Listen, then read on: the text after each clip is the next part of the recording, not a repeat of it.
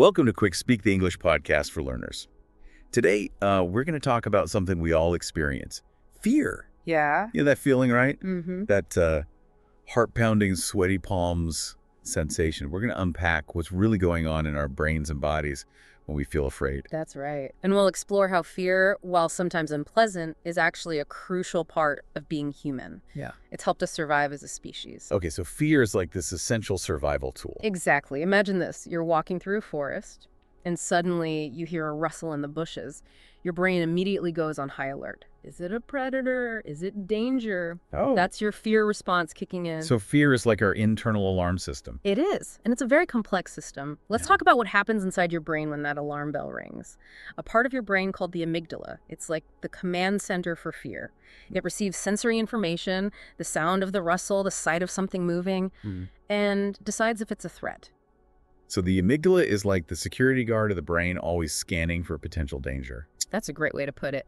And if the amygdala senses danger, it triggers a cascade of reactions in your body.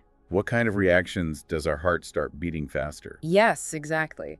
It sets off what we call the fight or flight response. It's like your body is preparing you to either confront the threat head on or run away as fast as you can. I've definitely felt that fight or flight response before. Like that time I almost tripped and fell down the stairs, my heart was racing. That's a perfect example. It's amazing how quickly our bodies react. But let's go deeper than just the physical sensations. What's happening at the molecular level? Okay, this is where it gets really interesting. Tell me more. Well, when the amygdala sends out its alert signal, your body releases a flood of hormones, like adrenaline and cortisol. These hormones are like messengers that tell your different organs to prepare for action. So adrenaline is what gives us that burst of energy, that feeling of being supercharged. Yes, adrenaline increases your heart rate, boosts your blood pressure, and diverts blood flow to your muscles so you're ready to either fight or flee. And what about cortisol? What does it do? Cortisol is like your body's long-term energy supplier. It helps release stored energy so you have enough fuel to keep going if you need to fight or run for a while. So it's like adrenaline is the sprinter, giving you that initial burst of energy, and cortisol is the marathon runner, providing sustained energy. That's a great analogy. But it's not just those two hormones. There's a whole symphony of chemicals at play. You've got neurotransmitters like glutamate, which helps transmit signals in the brain, norepinephrine, which increases alertness and focus, and even dopamine, which plays a role in reward and motivation. Wait, dopamine? Isn't that the feel-good chemical? I thought fear was supposed to be unpleasant. That's what makes the fear response so fascinating, even though it's triggered by a threat. The release of dopamine suggests that there's a potential for reward or pleasure associated with fear, even if it's not immediately obvious. That is fascinating. So are you saying that's why some people enjoy scary experiences like watching horror movies or riding roller coasters? That's one theory. We'll delve deeper into that in a bit, but for now, let's stay focused on these chemical messengers. Okay, I'm ready to keep learning. What else should we know about how these neurotransmitters influence our fear response? Well, one crucial neurotransmitter we haven't mentioned yet is Gaba. Think of Gaba as the brain's braking system. It helps regulate anxiety and fear by counterbalancing the effects of the excitatory neurotransmitters like glutamate and norepinephrine. So it's like a balancing act between these different chemicals. Some ramp up the fear response and others try to keep it in check. Precisely. And the interplay of these chemicals determines how intensely you experience fear and how long that feeling lasts. It also explains why some people are more prone to anxiety than others. Their brain chemistry might be wired for a more sensitive fear response. Wow, this is really complex. So it's not just about the amygdala sending out the alarm. It's about this intricate dance of chemicals in our brains. Exactly. And that's just the beginning of our exploration of fear. You know, it's interesting. We've been focusing on the chemical reactions happening in the brain. Right, all those neurotransmitters firing away. But fear is not just a biological process. Oh, you mean there's more to it? Absolutely. Fear is also incredibly influenced by our individual experiences, our thoughts, and even our culture. That makes sense. Like, I'm terrified of spiders, but my best friend loves them. She thinks they're fascinating. That's a great example of how subjective fear can be. Your personal experiences have shaped your fear of spiders, while your friends' experiences have led to a different perspective.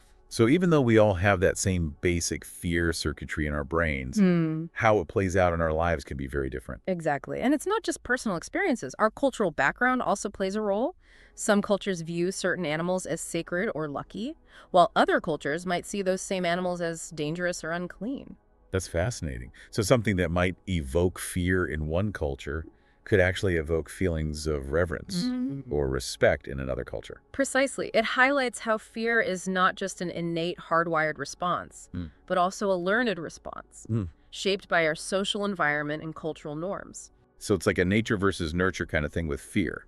We have this biological predisposition to be afraid of certain things, but how those fears manifest is influenced by our upbringing and our surroundings. That's a great way to put it. It's this complex interplay of nature and nurture that makes fear so fascinating to study. Okay, but what about those people who actually seem to enjoy fear? Like we were talking earlier about people who love horror movies and roller coasters. How does that fit into this whole nature-nurture thing? That's a question that has intrigued psychologists and neuroscientists for a long time. So what's the answer? Why do some people seek out those adrenaline-pumping, heart-racing experiences? Well, there are a few different theories. One theory is that it's all about control. In our everyday lives, we often face situations that make us feel anxious or uncertain, things that are outside of our control. Like work deadlines, traffic jams, Yeah, or even just social interactions. exactly. But when we choose to engage in a scary activity, like watching a horror movie or riding a roller coaster, we're putting ourselves in a situation where we know the fear is temporary and controlled. So it's like we're facing our fears on our own terms in a safe environment. Yes. And for some people, that sense of control can be exhilarating. It's like we're proving to ourselves that we can handle fear, that we're not going to let it paralyze us. I can see how that would be empowering. It's like, bring on the scary stuff. I can take it. Exactly. And another theory is that it's all about the dopamine rush. Remember, dopamine is a neurotransmitter associated with pleasure and reward. Right? We talked about how it's even involved in the fear response. Exactly. So when we experience something scary, our brains release dopamine, even though the experience itself might be unpleasant, and for some people that dopamine rush can be addictive. So it's like they get hooked on the feeling of fear, even if it's not consciously enjoyable. It's possible. And there's also the theory that some people simply have a higher tolerance for fear. Their brains might be wired to be less sensitive to threat signals, or they might be better at regulating their emotional responses. So some people are just naturally more thrill-seeking than others. It seems that way. And of course, it's likely a combination of all these factors: personality, genetics, experience, and even cultural influences. Wow, so there's no single answer to why some people enjoy fear. It's this complex interplay of biology, psychology, and even sociology. Exactly. And that's what makes fear such a fascinating and multifaceted emotion to study. We've been talking about the science behind fear, how it affects us, and even why some people enjoy it. But what about when fear becomes a problem, when it starts to hold us back in our lives? That's a great question, because while fear is a natural and often helpful emotion, sometimes it can become excessive, irrational, and persistent. So what can we do when fear starts to feel more like an enemy than a friend? Well, the good news is there are lots of effective strategies for managing and overcoming fear. One of the most powerful techniques is called exposure therapy. I heard of exposure therapy. Isn't that where you gradually face the thing you're afraid of? Exactly. It's based on the idea that the more you expose yourself to something you fear, the less power it has over you. It's like slowly dipping your toes into cold water instead of jumping in all at once. That makes sense. So how does it work in practice? Let's say someone is terrified of dogs. With exposure therapy, they might start by looking at pictures of dogs, then watching videos of dogs, then maybe observing dogs from a safe distance. Eventually, they might work up to being in the same room as a calm, friendly dog. So it's about taking small, manageable steps and gradually increasing the intensity of the exposure. Precisely. The key is to do it at a pace that feels safe and comfortable for the individual. And each time they face their fear and realize that nothing terrible happens, they're essentially retraining their brain to associate dogs with safety rather than danger. It's like you're teaching your brain a new way of thinking about the feared object. That's a great way to put it. And over time, that fear response starts to diminish. That's really encouraging.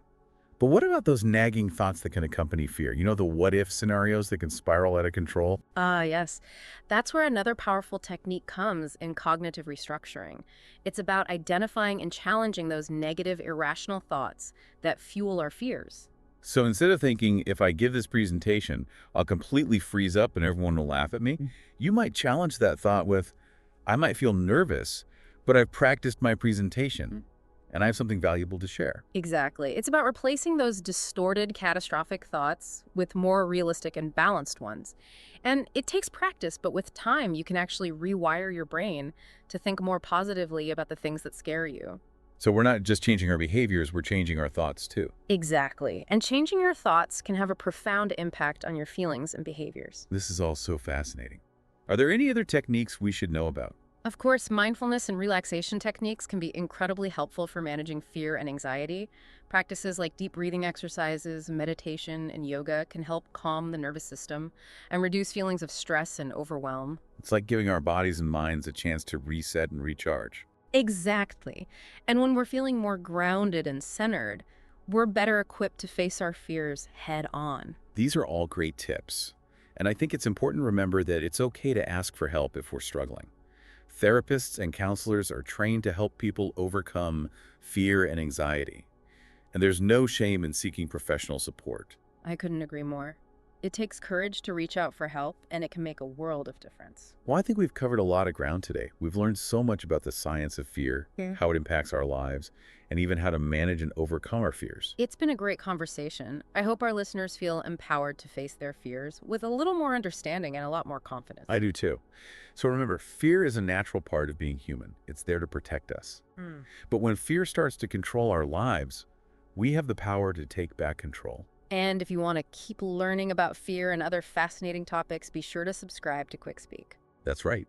And don't forget to visit our website in the description for more learning materials, like vocabulary lists and exercises from today's episode. Keep practicing your English, and we'll see you next time.